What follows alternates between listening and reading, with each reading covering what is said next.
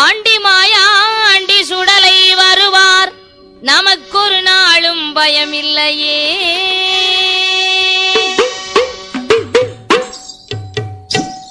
ஆதி கைலாசத்திலே பகவான் பார்வதி இருவரும் சிறப்பாக வாழ்ந்து வருகிறார்கள். சரி.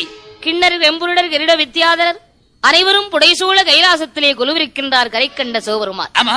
7 14 லோகமும் படைத்து எறும்புகடை யானை முதல் 84 லட்சம் சிவராஜிகளையும் படைத்து கல்லினில் தேரி வரை கற்குழியில் குழந்தை வரை படைத்து விட்ட மனுக்களுக்கு படியிழக்க வேண்டுமென்று சிவபெருமான் தினந்தோறும் பூலோக மக்களுக்கு படியிழக்க வருகிறார். அன்று பகவான் பார்வதி இடத்திலே, பெண்ணே பார்வதி, என்னங்க நான் படைத்த மனுக்களுக்கு படியிழக்க போகிறேன், நான் வருவரைக்கு இந்த கைலாசத்திலே நீ இருப்பாயாக என்று பகவான் பார்வதி இடத்திலே சொல்லிவிட்டு பூலோக மக்களுக்கு எப்படி படியிழந்து வருகிறார்? எப்படி படியிழந்து விட்டு வருகின்றார்?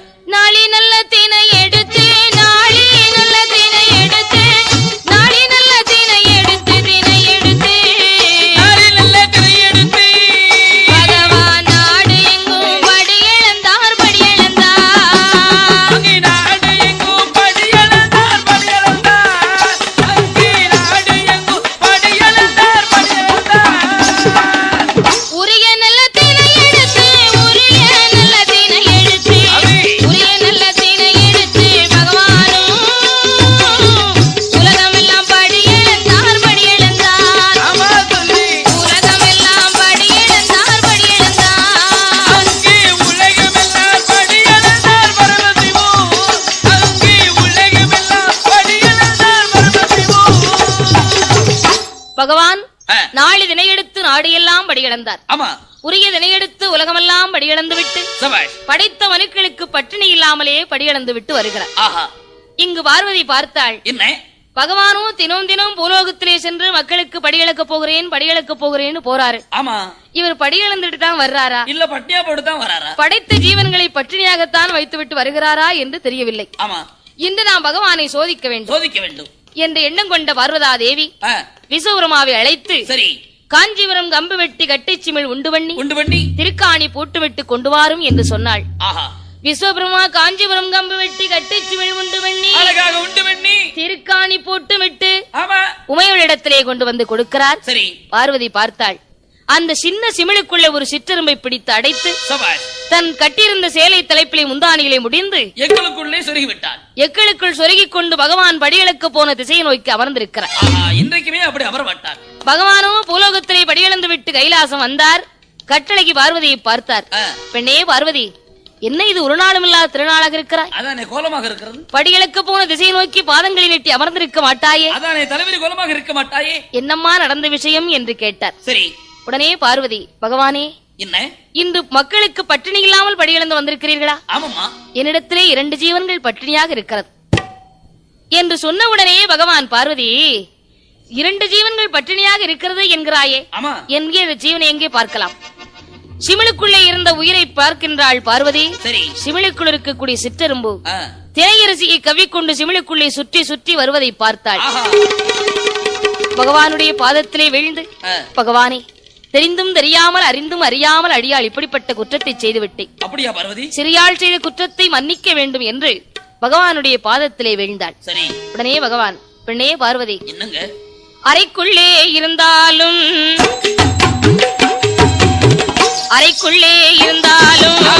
அரண் அறிய மாயம் உண்டோ, சிமிழுக்குள்ளே இருந்தாலும் சிவன் அறிய மாயம் உண்டோ என்று அந்த பகவானும் இன்னும் என்ன சொல்லுகிறாய்?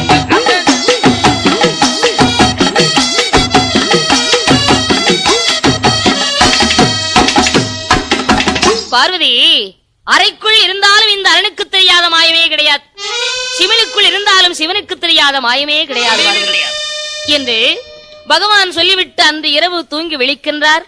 மறுநாள் தினத்திலும் படிகளுக்கு போக வேண்டும் என்று பகவான் புறப்பட்டார். சரி பார்வதி, பகவானே, என்ன இன்று நானும் உங்களோடு கைலாசத்திலிருந்து பூலோகத்திற்கு வருவேன். நீங்கள் படிகளுக்கு சென்று விட்டால் கைலாசத்திலே நான் தனிமையாகத்தான் இருக்கிறேன். உங்களோடு நான் வராமல் இருக்க வேண்டுமானால் எனக்கு என்ன வரம் வேண்டும் தெரியுமா? உனக்கு என்ன வர வேணும் பார்வதி? கேளு. குஞ்சி நல்ல விளையாட குழந்தை ஒன்று வேணும் சுவாமி. குஞ்சி நல்ல விளையாட குழந்தை ஒன்று வேண்டும் சுவாமி. மடியில் வைத்து விளையாட மதனை ஒன்று வேணும் சுவாமி. கையில் வைத்து விளையாட மைந்தன் ஒன்று வேண்டும் சுவாமி. கையில் வைத்து விளையாட எனக்கு கண்மணியும் வேணும் சுவாமி.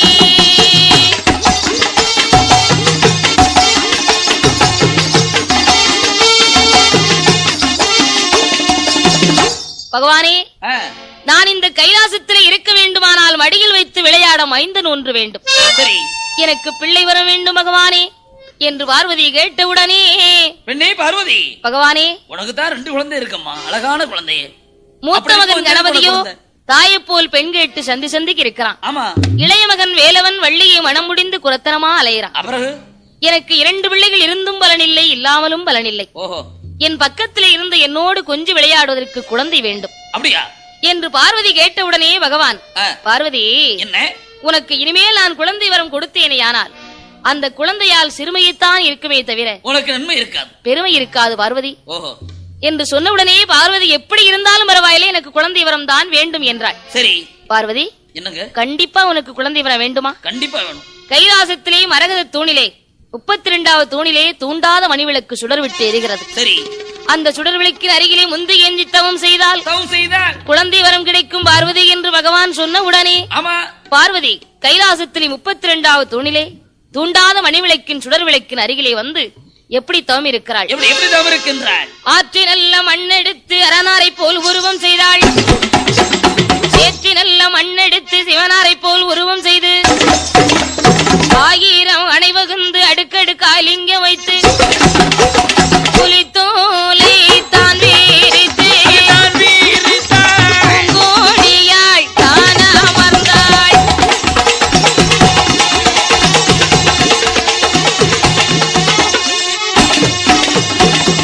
தூண்டாத மணிவிளக்கின் அருகிலே வந்து முந்தாணி ஏந்தி மூடிய கண்களை விழிக்காமல் அரகரா சிவசிவா அரகரா சிவசிவா என்று ஆண்டவருடைய நாமத்தை சொல்லிக் கொண்டே தவம் இருக்கிறாள் பார்வதி. சரி, பகவான் பார்த்தார். பார்வதியுடைய தவநிலையை கண்டு அவளுக்கு தெரியாமலே வந்து பின்னாடி வந்து தூண்டாத மணிவிளக்கை சிவபெருமான் தூண்டிவிட்டார். தூண்டாத மணிவிளக்கை தூண்டிவிட்ட உடனே முத்துப்போல் 3 சுடர் பார்வதியுடைய முந்தானையில் முழுமுழுன்று வீழ்ந்தது. சுடர்கள் வீழ்ந்தவுடனே பார்வதிக்கு முந்தானை கனமாக இருந்தது. குழந்தை கிடைத்து விட்டது என்று கூட்டி பிடித்து கொண்டு வந்து பார்த்தாள். குழந்தை எப்படி இருக்கிறது? கைகால்கள் உறுப்பில்லை, கண்மூக்கு செவி இல்லை, அம்மி குழவி போன்று அங்கும் இங்குமாக உருளுகிறது. அம்மி குழவி கூட 2 பக்கம் பொடி இருக்கு, அதுக்கு பொடி இல்ல, மொட்டு முழுக்குது. பார்வதி பார்த்தாள், பகவானே, நான் பிள்ளை வரம் கேட்டதுக்கு இப்படிப்பட்ட பிடிமுண்டத்தை கொடுத்து விட்டீர்களே, இந்த குழந்தை வைத்து நான் எப்படி கொஞ்சி விளையாடுவேன் என்று அழுதாள் பார்வதி. சரி, உடனே பகவான் பிரம்மனை அழைத்து அந்த குழந்தைக்கு உருப்படைக்க சொன்னார். பிரம்மா உருப்படைத்தார், பகவான் உயிர் கொடுத்தார். அந்த குழந்தைக்கு பெயர் கொடுக்க வேண்டுமென்று மைந்தன் சுடர் ஒளிவிலே பிறந்த காரணத்தினால் சுடலஈசன் என்றும் முண்டமாக உருண்டதினால் முண்டன் என்றும் இந்த மைந்தன் மயானம் போக வேண்டிய காரணத்தினால் மாயாண்டி என்றும் பேரிட்டு வளர்த்து வருகிறார்கள். சரி, அந்த குழந்தையை தரையிலே விட்டால் தண்டைக்கால் லோகம் என்று, பூமியிலே விட்டார் பொற்பாதங்கள் லோகம் என்று, தோளிலே தொட்டில் கட்டி துடையிலே நடவளர்த்தி நாளொரு மேனியும் பொழுதொரு வண்ணமாக வளர்த்து வருகின்றார். சிறப்பாக மாயாண்டி சுடலஈசன் வளர்ந்து வரும்போது இங்கு திளைவன காட்டில் என்ன நடக்கிறது? என்ன நடக்கிறது? கட்டையில பிணம் இருந்து கதகதன்று வேகூதையா, எண்ணி நல்ல எருவடிக்கு ஈரமண்ணை மேல் பொதிந்து, பட்ட நல்ல எருவடிக்கு பட்ட மண்ணை மேல் பொதிந்து, இல்லைவன காடறில காடறி அங்கு மாண்டவினோ வேகுதையா வேகுதையா.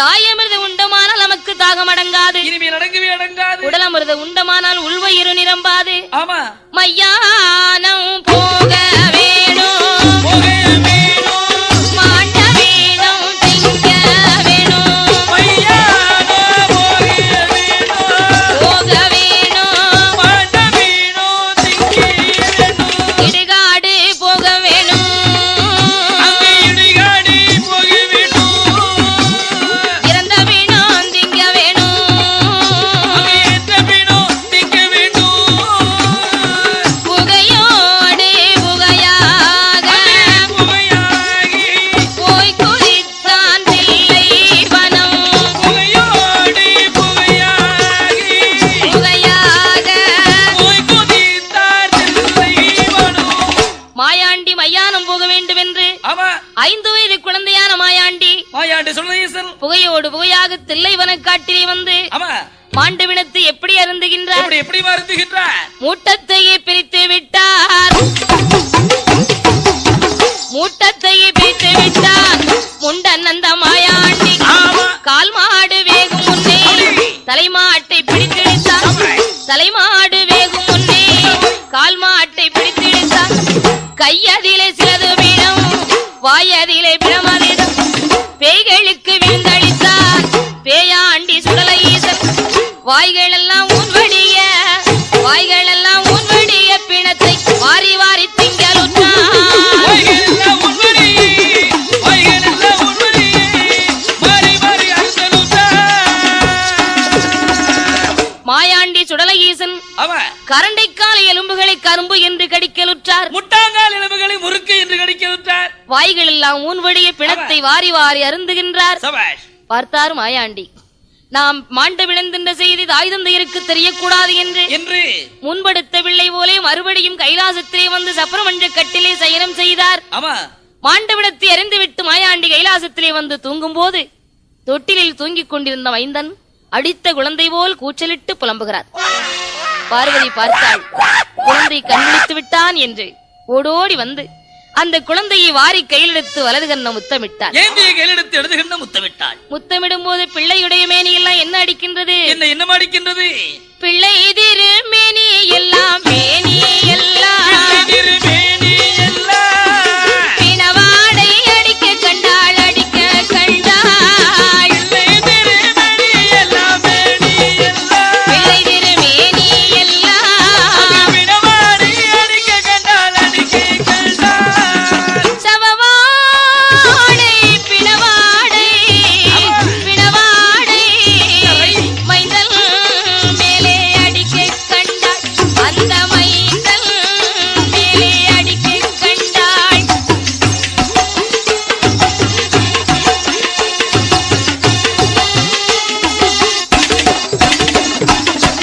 பிள்ளை மேனியெல்லாம் பிணவாடை அடிப்பதை பார்த்த பார்வதி ஆமா, பகவானிடத்திற்கு ஓடோடி வந்தாள். சரி பகவானே, என்னம்மா? நான் பிள்ளை வரம் கேட்டதற்கு இப்படி பிணந்தண்ணியை கொடுத்து விட்டீர்களே, அதானே மைந்தன் வரம் கேட்டதற்கு மாண்ட விழுந்திங்க குடி பிள்ளையை கொடுத்து விட்டீர்களே என்று பார்வதி சொன்ன உடனே பகவான் பார்த்தார். என்ன? பார்வதி, என்னங்க?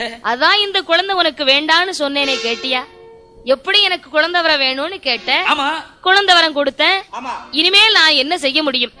பகவானே, என்ன? இன்னும் கொஞ்ச நாளைக்கு இந்த குழந்தை இங்க இருந்துச்சுன்னா கைலாசத்திலே பிணத்தை கலந்துடுவான், கண்டிப்பா மாமிசத்தை கலந்துடுவான், கண்டிப்பா. அவனுக்கு ஆகாரம் கிடைக்கலன்னு நம்மள கூட பிடிச்சு சாப்பிட்டுருவான். இனிமே இந்த குழந்தையை பூலோகத்துக்கு தான் அனுப்பணும், கைலாசத்துல இருக்கவே கூடாது என்று சொன்ன உடனே பகவான், மகரே மாயாண்டி, என்னப்பா நீ தில்லைவனம் சென்ற காரணத்தினாலே இந்த கைலாசத்தில் இருக்க கூடாதப்பா. அப்படியா? நீ மாமிசத்தை கலந்து விடுவாய், நீ பூலோகம்தான் போக வேண்டும். ஓஹோ. பகவானே, நான் பூலோகம் போக வேண்டுமானால் எனக்கு எக்கச்சக்கமான பலி வேணும். நீ வேணுங்கிறத கேளு தர்றேன். எட்டாத பீடம் போட்டு ஏணி வைத்து மாலை சாற்றி, சரி, உச்சியிலே கும்பகலசம் வைத்து குச்சி மாலை சாற்றி, அப்படி 1 கோட்டை அரிசி வங்கி ஒரே படப்பாக போட வேண்டும். மொத்தமா போடுறோம். கருணை ஒருவரணி, கரும்பன்றி, சூலாடு, சூலுப்பன்றி அத்தனை பலிகளையும் கொடுத்தால் தான் பூலோகம் போவேன் என்றார் மாயாண்டி. இப்படி பலி கொடுத்தால் தான் பூலோகம் போவேன் என்று மாயாண்டி கேட்டார். ஆமா. உடனே பகவானும் மகனுக்கு கேட்ட வழிகள் எல்லாம் கொடுத்து சரி பூலோகம் அனுப்பி வைக்கிறார். வனப்பேற்றி ராட்சதையை துணைக்கு அனுப்பி வைக்கின்றார். மாயாண்டி சுடலையேசன் பூலோகம் எங்கே வருகின்றார்? அஞ்சி கொச்சி மலையாளம் மலையாளம்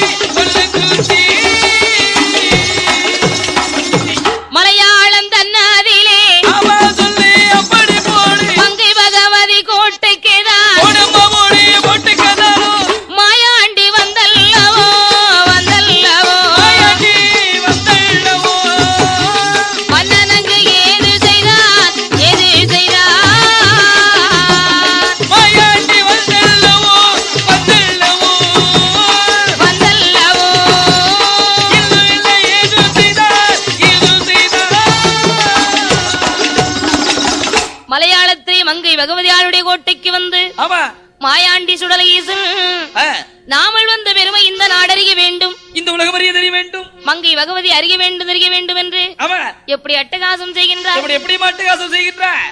போறவரை வரவரை பின்னே நின்று அடிக்கலுட்டான், பின்னே நின்று அடிக்கலுட்டான், வரவரை போறவரை வங்கி கொண்டு குத்தலுட்டான், சூலுக்கார பெண்களையும் சூதடியாய் அடிக்கலுட்டான்,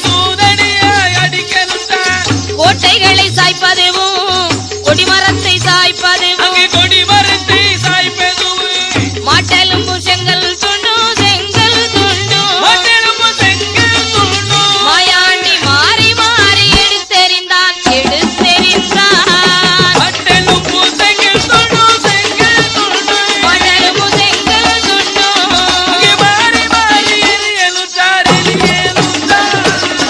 மாயாண்டி சுடலீசன் அட்டகாசம் செய்யும் போது சரி எல்லோரும் கண்விழித்து பார்த்தாலும் காண முடியவில்லை.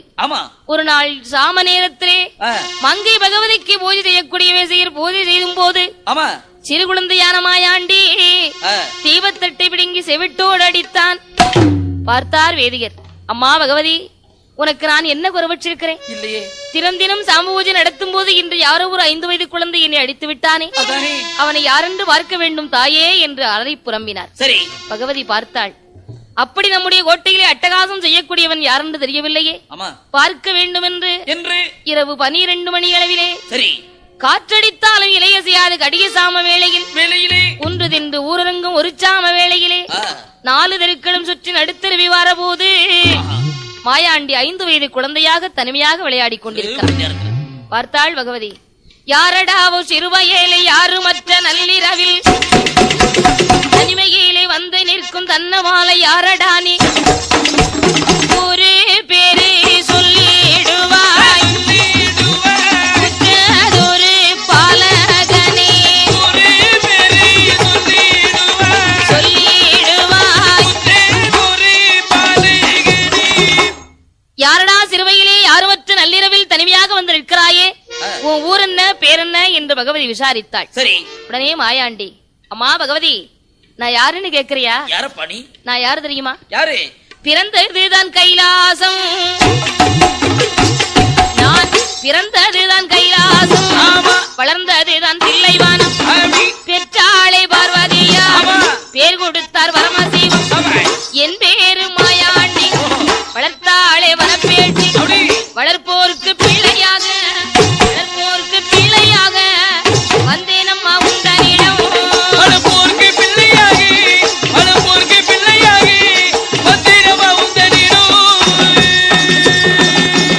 அம்மா பகவதி, நாம் பிறந்தது கைலாசம், வளர்ந்தது தில்லைவனம், பெற்றாள் பார்வதி, பேர் கொடுத்தார் பரமசிவம், என்னுடைய வாசலுக்கு மந்திரியாக வலது கண்ணுக்கு இடது கண்ணாக காவலும் கட்டுமாக இருப்பாயப்பா. ஈசான உலகில் இருக்கிற 7 கிடாரம் திரவியமும் ஒன் பொறுப்புத்தான், அத்தனை திரவியத்தையும் காவலும் கட்டுமாக காத்திரு மகனே என்று சொன்ன உடனே மாயாண்டி, அம்மா பகவதி, உன்னுடைய கோட்டையில் இருக்க திரவியத்தை நான் காக்க வேண்டுமானால் எனக்கு என்ன கொடுக்க வேண்டும் தெரியுமா? என்ன கொடுக்கணும்? 7 நிலைய வேணும், ஏமசாம ஊட்டு வேணும், 6 நிலைய வேணும், அத்த சாம ஊட்டு வேணும். எனக்கு ஊட்டு போட்டு குடை கொடுத்தால் உன்னுடைய கோட்டையிலே இருப்பேன் என்று சொன்ன உடனே முதல் பூஜை எனக்கு, 2வது பூஜை உனக்கு. நீ புழுங்கரிசி சாதம் தான், உனக்கு பச்சரிசி சாதம், எனக்கு புழுங்கரிசி சாதம். ஒரு கோட்டை அரிசி வங்கி ஒரு படப்பா போடணும்.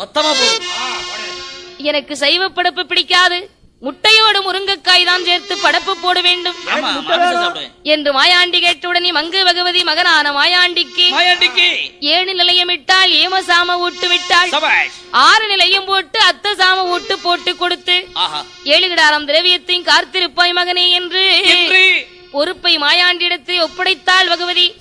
இங்கு இப்படி இருக்கும் போது மலையாளம் தன்னதிலே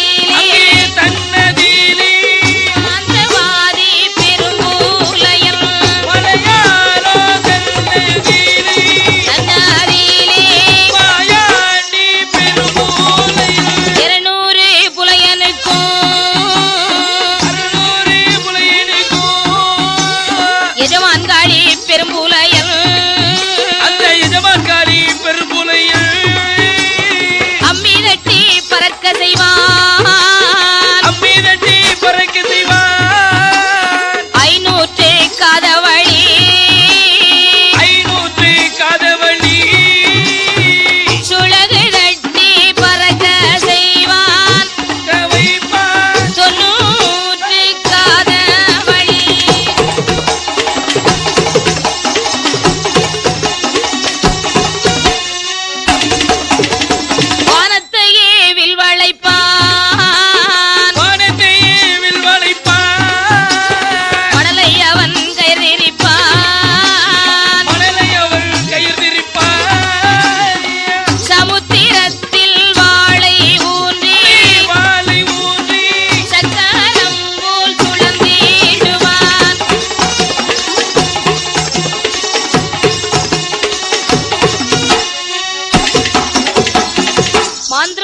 பெரும்புலையன் ஆமா பொல்லாத புலையனாக மையோடு சிமிழோடு மாந்திரீக தொழிலோடு வாழ்ந்து வருகின்றான். சரி. அப்படிப்பட்ட பெரும்புலையனுக்கு குழந்தை இல்லாது இருக்கின்ற பொழுது ரொம்ப நாட்களா குழந்தையே இல்லாம மையோடு சிமிழோடு மாந்திரீக தொழிலோடு வாழ்ந்து வரக்கூடிய அந்த மாகாளி புலையனுக்கு குழந்தை பேர் இல்லாமல் புலக்குடியாள் கதறி அழுதாள். அந்த காலத்துல அது பெரிய குறையா இருந்திருக்கு. ஒரு நாள் பெரும்புலையன் கவலையோடு படுத்திருந்தான். அந்த காலத்துல குழந்தைக்கு ரொம்ப தட்டுப்பாடு, இப்ப குடும்ப கட்டுப்பாடு. அங்கே ஆலமரத்தின் அடியிலே கவலையோடு படுத்திருக்கும் போது எங்கிருந்தோ ஔவையார் விரதம் இருந்த மாவுருண்டையை களவு செய்து கொண்டு வந்த காக்கை சரி பெரும்புலையின் மேலே போடுகிறது. அந்த மாவுருண்டையை கொண்டு வந்து மனைவி புலக்குடி இடத்திலே கொடுக்கிறான். மாவை அருந்திய காரணத்தால் அந்த புலக்குடியால் அன்று முதல் குளிமறந்து அருங்கிளியால் கர்ப்பமுற்று இருக்கின்றார். ஆண்டவனுடைய அருளால் 2 திங்களாக அங்கும் நோகச் சுமந்தார். இறைவனுடைய அருளாலே என்ன குழந்தையை பெற்றெடுக்கின்றாள்? அழகான பெண் குழந்தையை பெற்றெடுத்தாள். அந்த குழந்தையை நாளொரு மேனியும் பொழுதொரு வண்ணமாக அருமை விருமையாக வளர்த்து வருகிறார். வளர்த்து வரக்கூடிய அந்த குழந்தைக்கு பேர் கொடுக்க வேண்டுமென்று அந்த குழந்தை மாவிலே பிறந்த காரணத்தாலும் பெரும்புலையனுக்கு குலதெய்வம் இசைக்கியம்மன் இரண்டையும் சேர்த்து மாவுசைக்கி என்று பெயரிட்டு அழகாக வளர்த்து வருகிறார்கள். அந்த மாவுசைக்கு எப்படி வளர்ந்து வருகிறாள்? மாவுசைக்கு ஒரு வயது 2 வயது 3 வயதாச்சு 4வது வயதனை நடந்து ஓடி விளையாடி 5 நல்ல வயதாரிலே வயதரிலே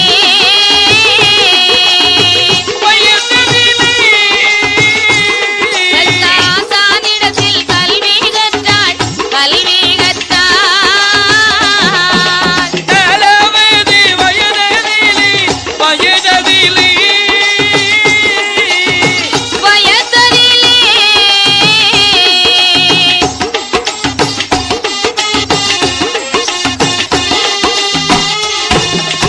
பண்ணுடனே நற்பரதம் பாவனைகள் தான் படித்தார்.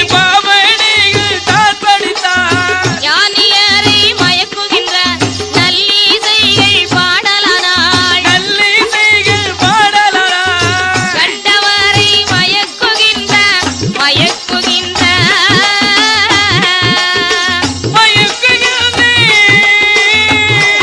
அவள் கண்ணி நல்ல பருவமானாள்.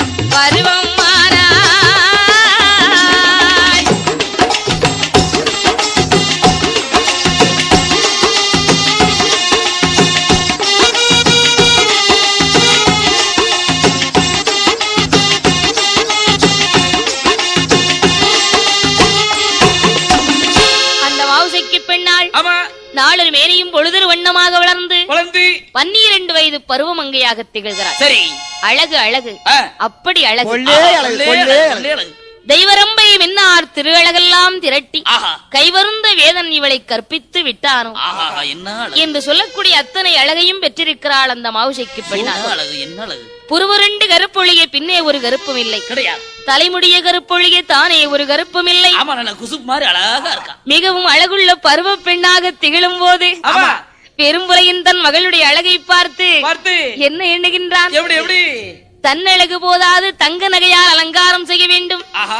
மகளுக்கு அழகு போதாது அழகாக நகை போட்டு அலங்கரிக்க வேண்டும் என்று எண்ணம் கொண்ட பெரும்புலையன் மனசுல நினைக்கும் போது அவன் கையில எந்த பொருளுமே கிடையாது. பணம் இருந்தால் தானே மகளை அலங்கரித்து பார்க்க முடியும். எங்காவது திரவியங்கள் இருக்கிறதா என்று அஞ்சன மை போட்டு ஆராய்ந்து பார்க்க வேண்டும் என்று சிறு சுளவி எடுத்தான். சிதம்பர சக்கரத்தை வரிந்தான். அஞ்சன மை போட்டு ஆராய்ந்து பார்க்கிறான். அஞ்சன மை போட்டு ஆராய்ந்து பார்க்கும் போது மாயாண்டி சுடரேசனுடைய காவல் இருக்கின்ற 7 கிடாரம் திரவியத்தையும் பார்த்தான். ஆஹா வாய்த்தா போலே வாய்த்தேருக்கு வாங்கரும்பு பூஞ்சோலை வாய்த்தேருக்கு 7 கிடாரம் திரவியத்தை ஏற்ற பெரும்புலையன் கண்ணில் கண்டான்.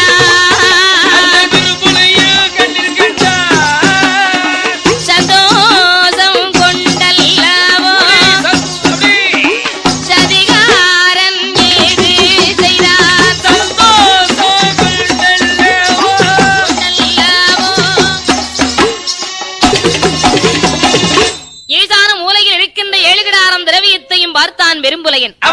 உடனே தன்னுடைய பூதங்கள் எல்லாம் அனுப்பி அந்த திரவியத்தை களவு செய்து வரும்படி அனுப்பி வைக்கிறார். அதன் மாதிரி அந்த பூதங்களும் அந்த திரவியத்தை எல்லாம் திருடிக்கொண்டு ஏலோல பாடிக்கொண்டே வருகிறது. அல்லாத பூதங்கள் எல்லாம் திரவியத்தை களவு செய்து கொண்டு வருகின்றது. மாயாண்டி சுடலகேசன் காடு சுற்றி வேட்டையாடச் சென்ற பின்பு மாயாண்டி இல்லாத நேரத்திலே பூட்டை உடைத்திட்டது, பொக்குஷ பெட்டியை தூக்கிட்டது, 7 கிடாரம் திரவியத்தின் தூக்கிக் கொண்டு ஏலோ பாடிக்கொண்டு வெறும்புலின் இடத்திலே கொண்டு வந்து கொடுக்கிறது. இங்கு மாயாண்டி சுடலகேசன் வேட்டையாடி விட்டு வந்து பார்க்கின்றார், திரவியத்தை காணவில்லை. பூட்டை உடைத்திருக்கு, பொக்குஷத்தை காணவில்லை. ஓடோடி வந்தான், பகவதி இடத்திற்கு வந்தான். மாயாண்டி என்ன கேட்கிறார்? அம்மா பகவதி, மகனே, ஒரு நாளுமில்லா திருநாளாக என்னுடைய காவல் இருந்த 7 கிடாரம் தேவியத்தையும் களவு செய்து போயிருக்கிறது. பூட்டை உடைத்து பொக்குஷத்தை தூக்கி இருக்கிறது.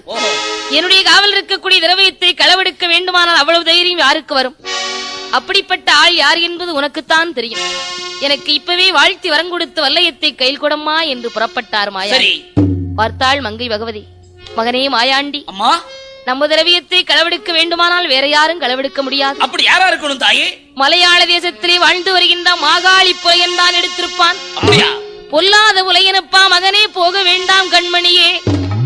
என் மகனே மாயாண்டி, அந்த மாந்திரவாதி பெரும்புலையன் மையோடு சிமிழோடு மாந்திரீக தொழிலோடு வாழ்ந்து வருகிறான். அப்படியா? உன்னை பார்த்தானே ஆனால் சிமிழுக்குள்ளே பிடித்து அடைத்து விடுவான். மகனே, நீ போகவே வேண்டாம். என் திரவியம் தானே போனாலும் போகட்டுமடா. என் மகனே, நீ போகவே கூடாது. சரி மகனே மாயாண்டி, வடநாடு போன அவர்கள் வருவாருண்டு போவாருண்டு, மேலாடு போனவர்கள் மேன்மை வெற்றி வருவாருண்டு, கீழாடு போனவர்கள் கீர்த்தி வெற்றி வருவாருண்டு, தென்னாடு போனவரை மகனே திரும்பி வர பார்த்ததில்லை.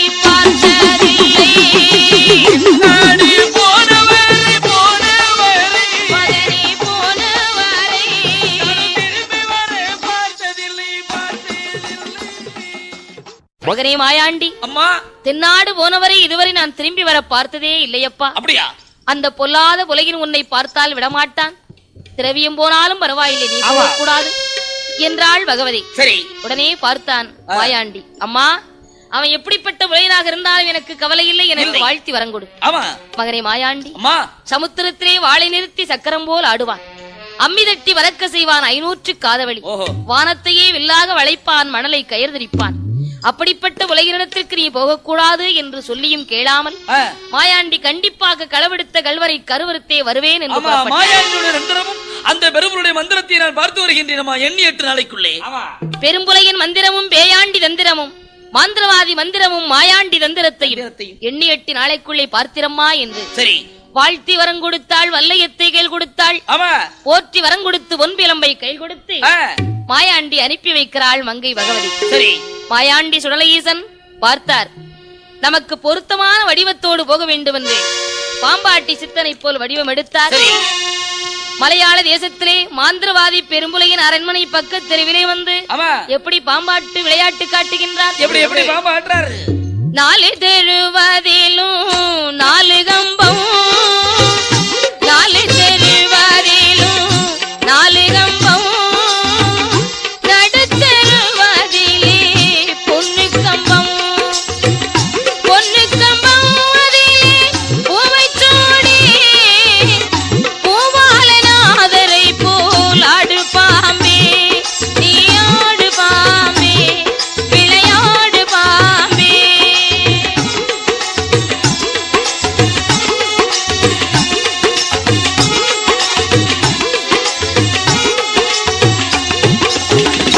அத்தி மரத்தடியில் முட்டையிட்டு ஆவுரங்காடதிலே குன்றி பொறித்து, குன்றிக்கு இறை தேடி ஓர பாம்பே, கூத்தாடி சித்தனை போல் ஆடாய் பாம்பே, நீ ஆடு பாம்பே, சுழன்றாடு பாம்பே, ஆடு பாம்பே, விளையாடு பாம்பே, நீ ஆடு பாம்பே, விளையாடு பாம்பே. மாயாண்டி சுடலீசன் 4 தெருவிலும் 4 கம்பம் நாட்டி நடுத்தெருவில் பொன்னு கம்பம் நாட்டி ஆமா 1000 முழ கம்பத்தின் மீது இருந்து பாம்பு விளையாட்டு காட்டுகிறார். சரி, மாவுசைக்கு பெண்ணாளுடைய தோழி பெண்கள் எல்லாம் பாம்பு விளையாட்டை பார்த்துவிட்டு, அடியே மாவுசைக்கு, அடே அப்பா, உங்க வீட்டு பின்புறத்திலே 90 பத்து சென்ற துவண்ட கிழவன், 400 பத்து சென்ற நரைத்த கிழவன், ஆமடி தோலு நரம்புமாக தொங்கு தொங்கென்று இருமிக்கொண்டு 1000 முழ கம்பத்தின் மீது இருந்து பாம்பு விளையாட்டு காட்டுவதை பார்த்தால் என்ன அற்புதமாக இருக்கிறது அவ்வளவு உயரத்திலிருந்து என்ன ஆட்டு ஆட்டாருதாயே என்று சொன்னவுடனே மாவுசைக்கு, அடியே நானும் பார்க்க வேண்டும் என்று எனக்கு ஆசையாக இருக்கிறதடி. அப்படியா? மாவுசைக்கு மாடி மேல போவோம், 10 அடுக்கு மாடி மீது நின்று பார்க்கலாம். மாவுசைக்கு அழைத்துக் கொண்டு 10 அடுக்கு மாடிக்கு வருகிறார்கள். இங்கு பாம்பு விளையாட்டை பார்க்கும் போது மாவுசைக்கு மூக்கில் அணிந்திருக்கக்கூடிய வைரக்கல் ஒளிவானது மாயாண்டியுடைய முகத்திலே பட்டது. பார்த்தார் மாயாண்டி, ஆகா, திரவியத்தை களவு செய்த கல்வனை கண்டுவிட்டேன், இவள்தான் புலையின் மகள் மாவுசைக்கியா? உடனே 1000 முழ கம்பத்து விட்டு கீழே இறங்கினார். பண்டார கிழவனை போல் வடிவமெடுத்து மாவுசைக்கு இடத்திலே அரண்மனையிலே வந்து பிச்சை கேட்கிறார். மாவுசைக்கு முன்வாசலுக்கு வந்தா பின்வாசலுக்கு வர்றார், பின்வாசலுக்கு வந்தா முன்வாசலுக்கு வர்றார். முன்னும் பின்னுமாக மாவுசைக்கு பெண்ணை அலைய வைத்து பார்த்தார் மாயாண்டி. பார்த்தாள் மாவுசைக்கு, ஏ கிழட்டு பண்டாரம், பிச்சை வாங்க வந்தவன் பிச்சையை வாங்கிவிட்டு பேசாமல் போக வேண்டியதானே, என்னை முன்னும் பின்னும் அலைய வைத்து பார்க்கிறாயே. பேத்தி மாவுசைக்கு, என்ன அவ்வளவு லேசா நினைச்சிட்டியா? என்னதா வந்து வாங்கிட்டு போக வேண்டிய நாரச்சனியனே. பிச்சைக்கு நான் வரலையடி, பெண் கேட்டு வந்தேனடி, பிச்சைக்கு நான் வரலையடி, பெண் கேட்டு வந்தேருக்கேன், அண்ணன் வாங்க வரலையடி, வரலையடி, உனக்கு ஆளனாக வந்தேனடி, வந்தேனடி.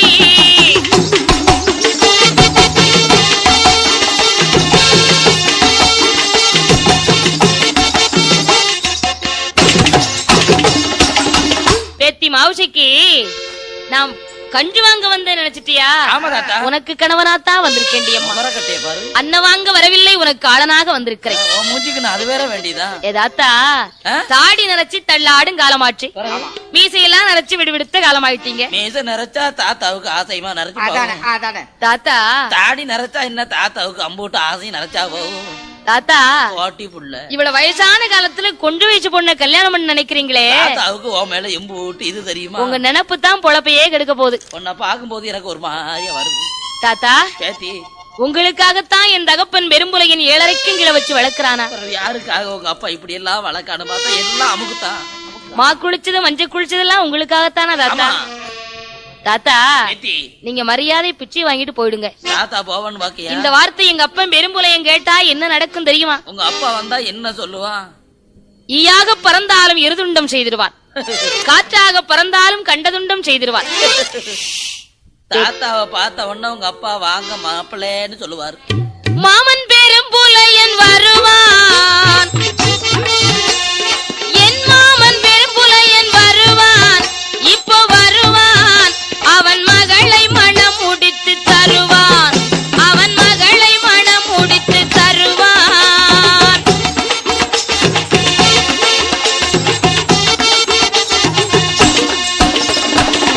பேத்தி, அதெல்லாம் இருக்கட்டும், இவள் நேரடிக்கு உன்னோடு பேசிக்கிட்டு இருந்த காரணத்தெல்லாம் ரொம்ப தாகமா இருக்கு. உங்க அப்பாவுக்காக நீ காராம்பசு பால் கறந்து வச்சிருக்கிறியே, அந்த பாலை கொடுத்தா தாத்தா சந்தோஷமா சாப்பிட்டு போயிடுவேன். தாத்தாவுக்கு பால் கொடு. மாவுசைக்கு வார்த்தாள், ஆஹா, இந்த கிழட்டு பண்டாரம் கறக்கும் போது பார்த்தானா யாரோ தெரியவில்லையே, தண்ணி அடிக்கும் போது பார்த்தானா? மாவுசைக்கு பெண்ணால் வேதனை கொண்டு அமர்ந்திருக்கின்ற பொழுது மாயாண்டி என்ன கூறுகின்றார்? பெண்ணே மாவுசைக்கு, என்னை யாரென்றறியாமல் கிழட்டு பண்டாரம் ஆண்டி பண்டாரம் என்றெல்லாம் பேசினாயே, இப்படி தரக்குறைவாக பேசிய காரணத்தினாலே கைலாசத்திலே பிறந்தது உண்மையானால், தில்லைவனத்திலே சென்று சுட்ட விழும் தின்னது உண்மையானால், எண்ணி 8 நாளைக்குள்ளே திட்டமுடன் கற்பழிப்பேன்,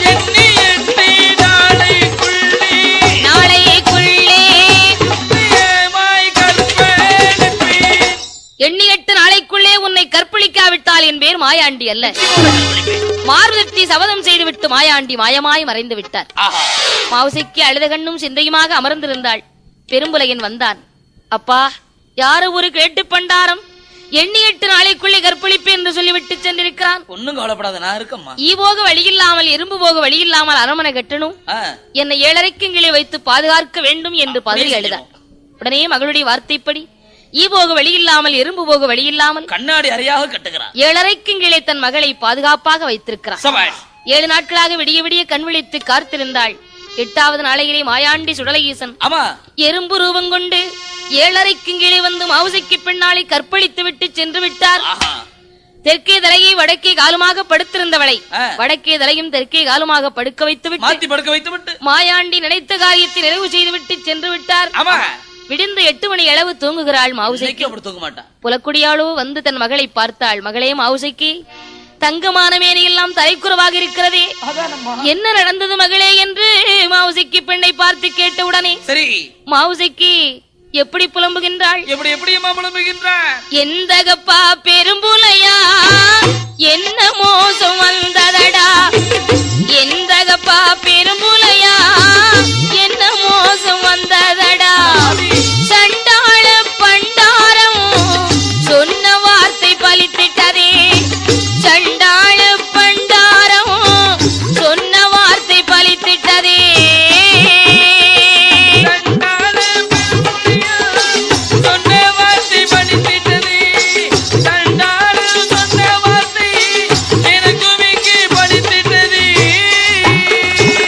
மாந்திரவாதி என்று சொல்லி மாநிலத்தில் வாழலாமா, மையதற்கு சிமிழதற்கு மண்ணை வெட்டி புதைத்தால் என்ன, தலைமகளோ கற்பொழிய தானே நீயும் வாழலாமா, உன் மகளோ கற்பொழிய உலகத்திலே வாழலாமா, உன் மகளோ கற்பழியே உலகத்திலே வாழலாமா, உன் மகளோ கற்பழியே உலகத்திலே வாழலாமா. சண்டாளர் எந்தகப்பா கேட்டு பண்டாரம் சொன்ன வார்த்தை வலித்து விட்டதே, என்ன செய்வேன்? உனக்கு மையதற்கு சிமிழதற்கு மண்ணை வெட்டி புதைத்தால் என்ன, மாந்திரீக தொழிலோடு நீ மாநிலத்தில் வாழலாமா, உன் மகளோ கற்பொழியை நீ உயிரோடு இருக்கலாமா என்று கதறி எழுதாள் மாவுசைக்கு. மாயா மந்திரவாதி பெரும்புலையன் பார்த்தான். மகளே மாவுசைக்கு, உன் தகப்ப நான் இருக்கும் போது உனக்கு எதுக்கம்மா கவலை, அது யாரென்று இப்போதே பார்த்து வருகிறேன் என்று சிறுசுளவு எடுத்தான். திருநாற்றி மேலே வரத்தினான். சிதம்பர சக்கரத்தி வரிந்தான். அஞ்சன மை போட்டு ஆராய்ந்து பார்க்கும் போது மாயாண்டி காற்றும் இல்லை கருப்பும் இல்லை காலனாக தோணுகின்றார், ஏயமில்லை எறும்பும் இல்லை யமனாக தோணுகின்றார். இப்படி இருக்கும் போது மாவுசைக்கு அன்று முதல் குளிமறந்து 9 மாத கர்ப்பிணியாக இருக்கிறார். இப்படி இருக்கக்கூடிய நேரத்திலே ஈத்தம்பிலா பட்டணத்தில் 7 வீட்டு மலையரசர் 8 வீட்டு மலைப்படியர் காக்காட்சி மலையிலே கண்ணாடி சோலையிலே பயிர்கள் வைத்திருக்கிறார்கள். மாயாண்டி சுடலையீசன் காடு சுற்றி வேட்டையாடி வரும்போது பார்த்தார், நமக்கு இதான் நல்ல பொருத்தமான இடம், இந்த பயிற்சி நாம் அளித்தோமே ஆனால் பெரும்புலையினிடத்திலே மகளை பழிவாங்கலாம் என்று எண்ணம் கொண்ட மாந்திர மாயாண்டி பச்சவாழ பூச்சியாக பயிற்சியெல்லாம் இருக்கின்றார். குண்டுவாழ பூச்சி போல பயிரை குறுத்து வெட்டாக வெட்டுகின்றார்.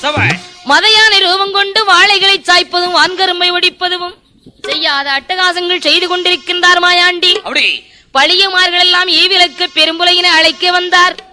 பெரும்புலையன், அப்பா பழியமார்களே, என்னன்னா காக்காட்சி மலையிலே கண்ணாடி சோலையிலே இறங்குமலை வெள்ளத்திலே வைத்திருக்கக்கூடிய பயிர்களுக்கு நான் ஈவிலக்க வர வேண்டுமானால் எக்கச்சக்கமான சாமான்கள் எல்லாம் வாங்கி வைத்திருங்கள். நீங்க என்னென்ன கேட்டாலும் அத்தனை வாங்கி வைக்கும். அத்தனை சாமான்களை வாங்கி வைத்து எதிர்பார்த்திருங்கள், நாளை நான் ஈவிலக்க வருகிறேன் என்று பெரும்புலையன் சொல்லி அனுப்புகிறார். பழியமார்களும் சாமான்கள் வாங்கி வைத்து மலங்காவில் மாந்திரவாதி பெரும்புலையனுக்காக எதிர்பார்த்து கொண்டிருக்கிறார். இங்கு பெரும்புலையன் மலங்காவுக்கு ஈவிலக்கு புறப்படும் போது பெரும்புலையன் மனைவி புலக்குடியோ, சுவாமி நீங்கள் இன்னைக்கு போகவே கூடாது, நேற்று நான் பொல்லாத கனவு கண்டேன். நமது மகளின் அறபலி கொடுக்க கண்டேன், வெளிநாட்டை வேங்க திங்க கண்டேன், சண்டாள தேவாதி உங்களை செவிட்டோடு அடிக்க கண்டேன், நீங்கள் போக கூடாது என்று புலக்குடியால் அழுது புலம்பிய உடனே பெரும்புலையன், பெண்ணே புலக்குடி, நீ எத்தனை சொன்னாலும் கண்டிப்பாக நான் இன்றைக்கு ஈவிலக்க போய்த்தான் ஆக வேண்டும் என்று தண்டியில் அலங்கரித்தான். வருகின்றான் மலங்காவுக்கு. மலங்காவுக்கு வந்து பெரும்புலையன் எப்படி ஈவிலக்கின்றான்? ஆமை நல்ல பலகை போட்டு அட்டகும்பம் 8 வைத்து அதற்கு தேங்காய் 10 வைத்து கண்ணி எளியாத பிள்ளை நூற்ற கதிநூலைகளை சுற்றி சிறுசுளவிலே திருநாற்றி வரிந்து சிதம்பர சக்கரைத்து வரிந்து அஞ்சனமை போட்டு பார்க்கும் போது மாயாண்டி ஆனை போலே அதருகின்றார், அங்கும் இங்கும் ஓடுகின்றார். பூனை போலே பதுங்கலுற்றார், புலிப்பாய்ச்சல் பாயலுற்றார். சிறுசுளவை தான் பிடுங்கி எட்டி செவிட்டோடு அடிக்கலுற்றார். அங்கே தான் பிடுங்கி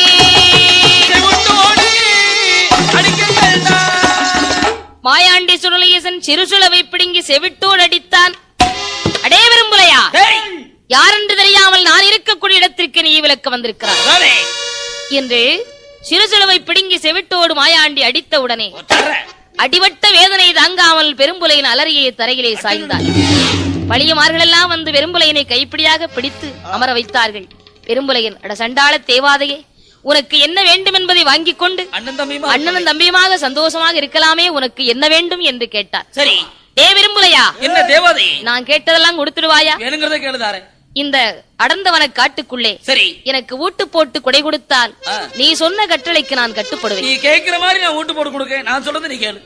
கருணை ஒருவரணி கரும்பன்றி ஒருவரணு, சூலாடு சூலுப்பன்றி பாலாடு பாலுப்பன்றி, கருங்கிடாய் செங்கிடாய் துள்ளு மரிது விளங்குட்டி, அத்தனையும் மாயாண்டிக்கு மாந்திரவாதி பெரும்புலையின் பலி கொடுத்தான். அத்தனை பலியும் ஏற்ற மாயாண்டி பெரும்புலையினை பார்த்து என்ன கூறுகின்றார்? அடே விரும்புலையா, என்ன தேவாதை, இந்த பலிகள் எல்லாம் எனக்கு ஏற்காதடா. உனக்கு என்ன வேணும்? நரபலி கொடுத்தால் தான் உடைய சிமிழுக்குள் 3.25 நாளிகைக்கு அடைபடுவேன். தேவாதையே, நரபலியா? 3.25 நாளிகை கழித்து விட்டால் உன்னையே நான் மோசம் செய்வேனடா. நரபலியும் சாதாரணப்பட்ட பலி இல்ல.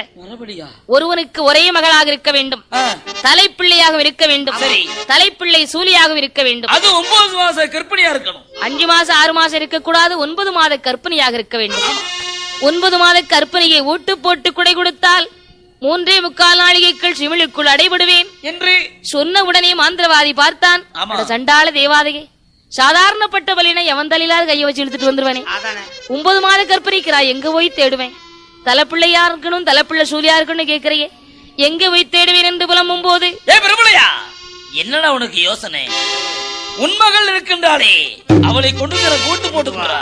அட சண்டாள தேவாதையை, என் மகளின் எங்கே வைத்து பார்த்தாய்?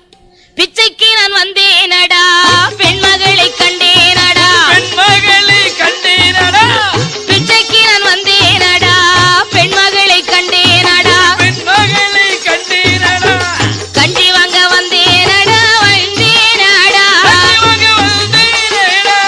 உன் கண்மணியை கண்டேனடா, கண்டேனடா,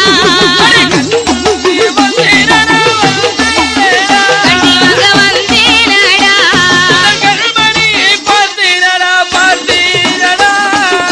சீக்கிரம் உன் மகளை அழைத்து வந்து எனக்கு ஒட்டு பறி கொடடா. சொன்ன உடனே பார்த்தான், மகள் வரிதல்ல வந்திருந்தான் பெரிது, தலைமகள் வரிதல்ல தந்திருந்தான் பெரிது என்று தன்னுடைய அரண்மனைக்கு வந்து மகள் மாவுசைக்கியை பார்த்து, மகளே மாவுசைக்கி, நம்ம குலதெய்வத்திற்கு ஓட்டு போட்டு குடை கொடுக்கிறேன், சரிப்பா, நீ மலங்காவல வந்து மாவு பூஜை வார்த்தையினா அழகான மகனை பெத்தெடுப்ப.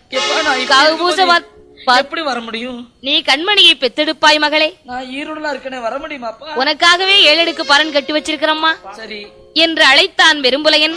மாவுசைக்கு காவு பூசையும் பார்க்க வேண்டாம், கண்மணியும் பிறக்க வேண்டாம், வரமாட்டேன் என்று மறுத்தாள். உடனே பெரும்புலையன், மகளே, நீ காவு பூசைதான் பார்க்க வராட்டாலும் அந்த தெய்வத்தினுடைய விபூதியாவது நெற்றியில் வைத்துக் கொள்ளம்மா என்று மையெடுத்து அணிந்தான். மகள் மதிமயங்கினாள். இதோ வருகிறேன் என்று புறப்பட்டாள். வாழைத்தடி தண்டியில் அலங்கரித்து மகளை கொண்டு வந்தான். மகளே மாவுசைக்கு, நீ கீழே இருந்து பார்த்தா இந்த இதெல்லாம் தெரியாதம்மா, மேல இருந்து பாரு, உனக்காகவே பரன் கட்டி வச்சிருக்க, பரன் மீது இருந்து பாரம்மா என்று மகளை பரன் மீது அமர வைத்து விட்டு பெரும்புலை என் மகள் கைகால்களை கட்டுவதற்காக கத்தாழை நார் கிழிக்க வந்தான். கத்தாழை நார் கிழித்து வந்ததை பார்த்த உடனே மாவுசைக்கு எப்படி புலம்புகிறான்? எந்தகப்பா சண்டாளா, என்ன மோசம் செய்ய போறான்? எந்தகப்பா சண்டாளா, என்ன மோசம் செய்ய போறான்? எந்த ஒரு தேவாதைக்கும் என்னை பலி கொடுக்க போறான்? எந்த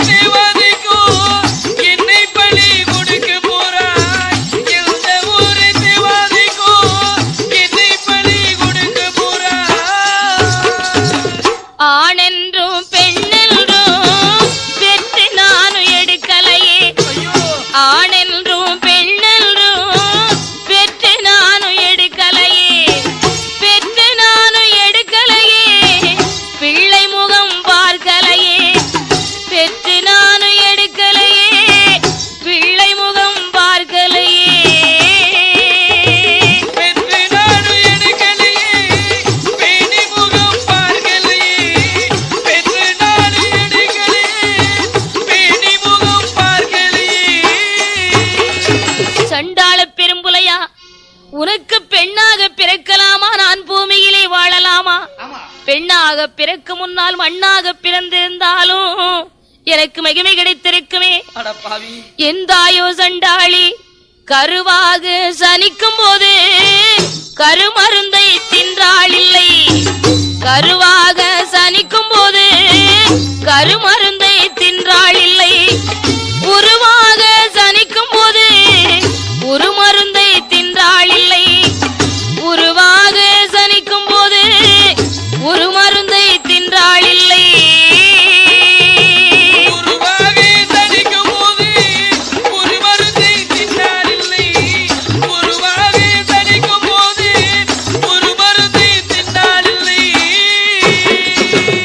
பெண்ணாக பிறக்கலாமா, நான் பூமியிலே வாழலாமா?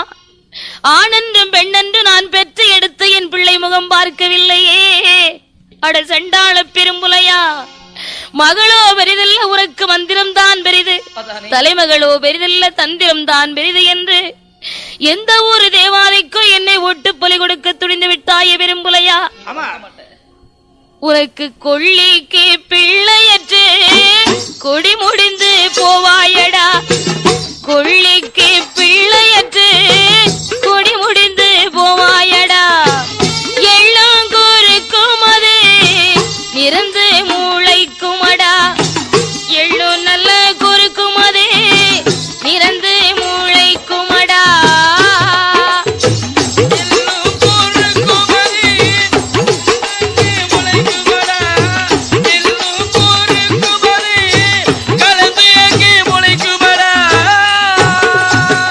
உன்னுடைய கோட்டையில எள்ளுங்குறுக்கு நிறந்து முளைக்கும், கொள்ளிக்கு பிள்ளையற்று கொடி முடிந்து போவாயடா என்று கதறி எழும்போது பெரும்புலையன் மகள் என்று கூட பார்க்காமல் கத்தாளினாரால் கைகால்களை கட்டும் போது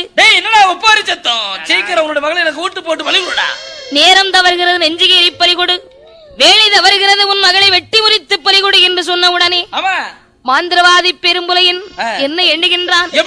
பாளையர்வாளை கையில் எடுக்கும் போது எந்தகப்பா பெரும்புலையா, பாளை அருவாளை பார்க்கும் போது பதறுதடா அங்கமெல்லாம். அருவாளை பார்க்கும் போது எனக்கு அதிருதடா மேனி எல்லாம். இந்த சண்டாள தெய்வத்திற்கு என்னை ஒட்டு பலி கொடுக்க துணிந்து விட்டாயே பெரும்புலையா, நான் என்ன பாவம் செய்தேன் என்று புலக்குடியால் பெற்ற மகளான மாவுசிக்கு அழும்போது மாயாண்டி சுடலேசன் என்ன கூறுகின்றார்? அடே பெரும்புலையா, என்னடா நல்ல நேரத்தில் அழுக சத்தம்? சீக்கிரம் உன் மகளை எனக்கு வெட்டி முறித்து பலிகொடு. உன் மகளை பலி கொடுக்காவிட்டால் உன்னையும் சேர்த்து பலி வாங்கிடுவேன் என்று மாயாண்டி சத்தமிட்டவுடனே மகளை கைகால்களை கட்டினான்.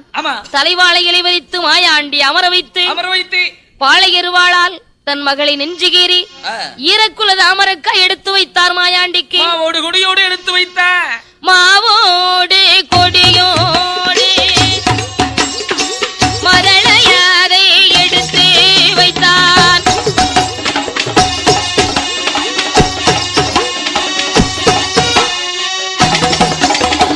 ஈரக்குல தாமரக்காய்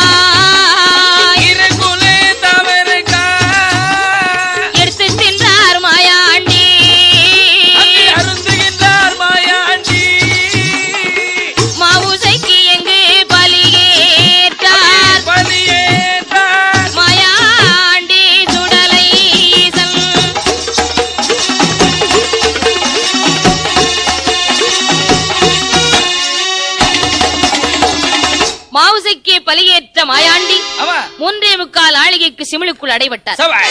பெரும்புலையின் அடைபட்ட சிமிழை நீலகண்ட கசத்திலே தாழ்த்துவிட்டு இன்றைக்கோட சனியன் தொலைஞ்சது. பொல்லா தேவாதையை கசத்திலே தாழ்த்து விட்டோம். பயமே இல்லை என்று அரண்மனைக்கு வந்தார். பெரும்புலையின் மனைவி புலக்குடியாள் நீலகண்ட கசத்திற்கு தண்ணீர் எடுக்க வேண்டும் என்று வந்தாள். அந்த கசத்திலே வந்து தண்ணீரை கோரும் போது நீலகண்ட கசத்திலே தாழ்த்த அந்த சிமிழானது செப்பு குடத்துக்குள்ளே வந்து விட்டார். குடத்து தண்ணீரை கொண்டு வந்து அரண்மனையில இறக்கினாள். கணவனுக்கு சாதம் வைத்தாள். பெரும்புலையின் ஒரு வாய் சாதம் கூட எடுத்து சாப்பிட்டிருக்க மாட்டான். குடத்துக்குள் இருந்து செமிழானது துள்ளி எழுந்து வெளியே வந்து விழுந்தது. பார்த்தான் பெரும்புலையன், ஆஹா சண்டாள தேவாதை இங்கு வந்து விட்டானே, இனி நான் என்ன செய்வேன் என்று பயந்து அந்த கஷத்திலே எடுத்து வந்த சிமிழை கொண்டு வந்து கட்டுப்பட்டியிலே கட்டி உயரத்திலே கட்டி தூக்கினான். ரோட்ல கட்டி தூக்கி விட்டான். 3.25 நாளிகை கழித்தது. ஆமா. சிமிழதுவும் வெடித்திட்டது. சிமிழதுவும் வெடித்திட்டது. சீறி பாய்ந்தார் மாயாண்டி. சீரகந்த மாயாண்டி. உள்ளாத புலையனையும் உள்ளாத புலையனையும் கருவறுத்தார் மாயாண்டி. கருவறுத்தார் மாயாண்டி. திட்டமுடன் கருவறுத்து கருவறுத்து திரவியத்தை களவு செய்த களவு செய்த புலையனையும் கருவறுத்தார். திரவியத்தை களவு செய்த புலையனுடைய குடும்பத்தையும் பொல்லாத புலையனுடைய குடும்பத்தை கருவறுத்த மாயாண்டி அங்கிருந்து புறப்பட்டு பூலோகம் போக வேண்டும் என்று எங்கே வருகின்றார்? எங்கே வருகின்றார்? குபுகு வந்தார் விழும் குற்றாலத்திலே தீர்த்தமாடி அங்கிருந்து அடிவணிந்து சேர்வை செய்து பொன்காசி விளையும் தென்காசி விலக்கு விட்டு திருநெல்லை அம்பலம் கடந்து செம்மப்புதூர் நன்னகரில் சிறப்புடனே வந்தமர்ந்து ஊருக்கு ஒரு புறத்தில் உற்றதொரு வீதியிலே அக்கினி முத்தாள் துணையோடு தாயும் நல்ல மகனுமாக தானமர்ந்தார் மாயாண்டி. மகனுமாக